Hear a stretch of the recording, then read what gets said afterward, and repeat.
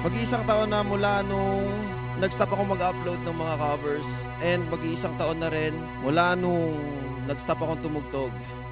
Alam ko, deserve nyo ng explanation kung bakit ako tumigil. Pero bago ko sagutin yan, gusto ko munang magpakilala. Gusto ko munang ikwento kung bakit ako napadpad sa music industry. Ako nga pala si Shano Kendo. And eto, yung kwento. 2014, nag-audition ako sa The Voice of the Philippines Season 2. And pinalad na makapasok under Team Bamboo. Actually, chamba lang talaga yun eh. Nakachamba lang talaga na ako yung napadala sa Manila para mag-blind auditions. Yun yung pinaka-start kasi yun yung pinaka-unang competition na sinalihan ko. And masasabi ko rin na yun na yung last competition din na sasalihan ko. Yeah, after no The Voice, maraming pinto ang nagbukas. Ang daming mga guestings, invitations, shows, mga events. Sobrang dami. Siyempre, ako rin, nagulat ako sa ganun kasi hindi ko naman pinangarap. Never talaga siya pumasok sa utak ko, pero andun na ako eh, di ba? Nilagay na ako doon, so niyakap ko na lang. And nung una, yung totoo, naano rin ako, medyo nasilaw ako sa fame and sa money talaga. Kasi biglang dumating sa akin yon. And di ba biglang ang daming nag-follow sa akin, ang dami na nakakilala, ang daming invitations. So nasilaw talaga ako sa fame, lalo na sa pera, kasi yun yung kadugtong ng fame din talaga eh. Hindi ko siya pangarap noon, pero nung dumating yung moment na yon na medyo sumikat, medyo nagkapera, naging pangarap ko siya. So ayun, sa sobrang gusto kong sumikat pa and yumaman, pinasok ko yung social media. Nag-YouTube ako and nakachamba ulit.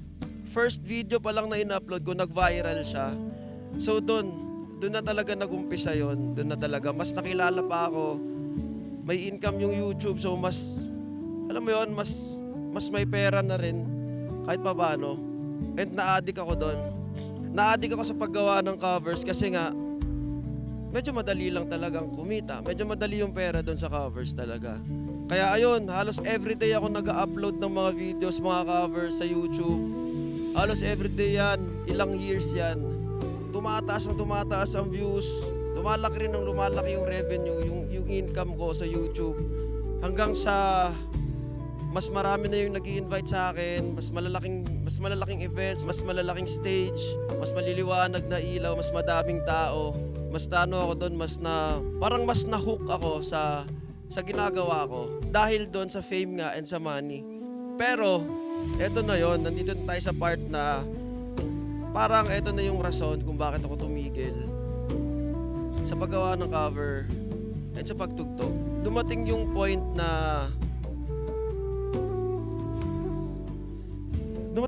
na feeling ko pag may mga events, may mga tugtog, masaya ako, pero di ko ma-explain, pero parang may humihila sa akin. And doon nag-start yung ko na bakit ko ginagawa to.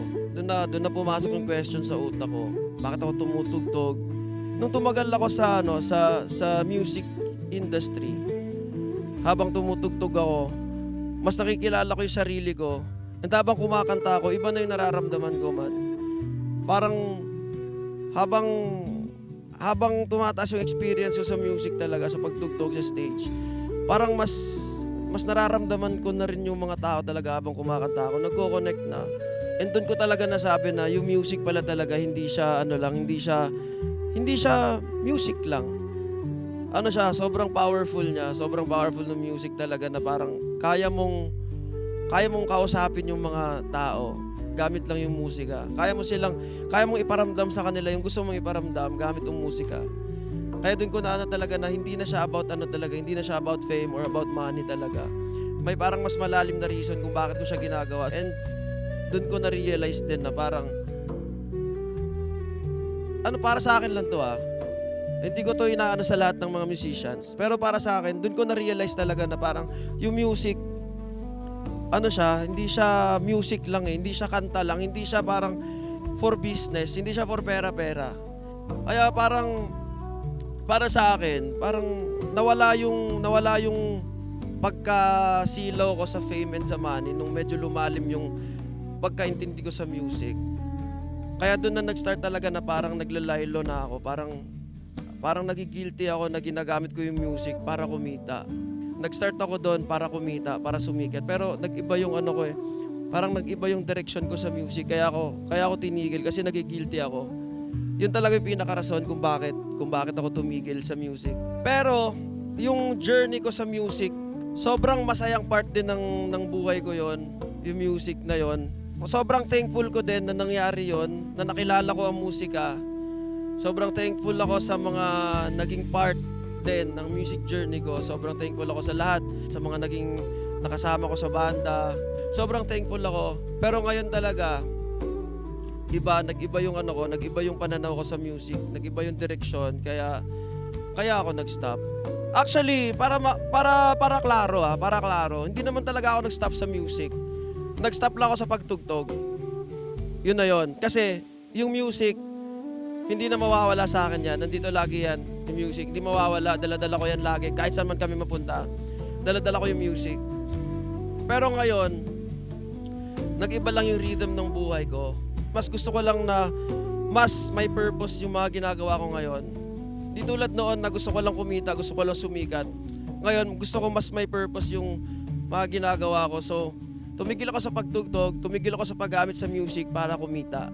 Sa akin lang talaga to na na-realize ko lang, sa sarili ko lang to na parang iba para sa akin yung music. So gagamitin ko siya sa ibang paraan na alam ko na masasaya ako at masasaya yung mga tao na makikinig sa akin. And balik tayo, 1 year na akong tumigil sa music, sa pagtugtog. At ang ginagawa namin nung mga time na yon is siniset up namin ang camper van namin na si Lakas. Kasi nag-decide na kami na mag-van life at talikuran na ang industriyang nakasanayan ko. Pero hindi madali. Mahirap lumabas sa comfort zone. May mga times na parang ang hirap mag-decide. May mga doubts. Itutuloy ba namin to? Magiging okay ba tong pinaplano namin? Tama ba tong desisyon namin? Madaming tanong. Madaming pagdududa. Pero di kami nagpatalo sa takot. Nagpatuloy kami sa pag-set up. At nung unti-unti nang nabubuo si Lakas, mas nagkaroon kami ng lakas ng loob para gawin tong plano namin na maglakbay. Kasama ang buong pamilya. Ako, si Riza, and si Symphony. Ayan, si Baby. Hi, say hi. Say hi. Hi.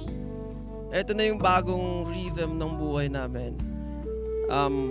Mas magandang melody ng musika yung ginagawa namin ngayon. Nagta-travel kami.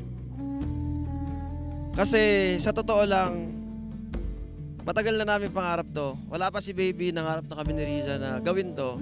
Actually, dumating talaga yung point na nag-usap kami ni Riza dati na itutuloy ko pa ba yung music? Or dito na tayo sa pangarap natin na mag-travel or magbubuo ng buhay na may freedom. And yon, nag-isip talaga kami noon. Pero may dumating na isang opportunity sa music na sabi ko, grab ko na muna to, baka ito na yung ito na yung hinahanap nating sagot. So ayun, bumalik ako Manila.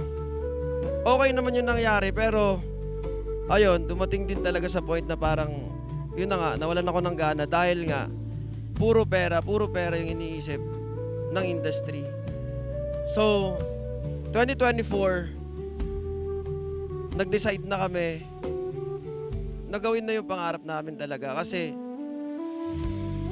ito talaga yung gusto namin. And at the first place naman, hindi ko talaga pinangarap maging singer. Hindi ko pinangarap pumasok sa music industry. Pero dumating siya, niyakap ko, and nilaman ako ng musika talaga. Yun na yung naging passion ko talaga, yung music. And ngayon, sa bagong journey namin ngayon, itong van life, dala-dala ko pa rin yung music. Hindi ko alam kung bakit namin ginagawa to talaga.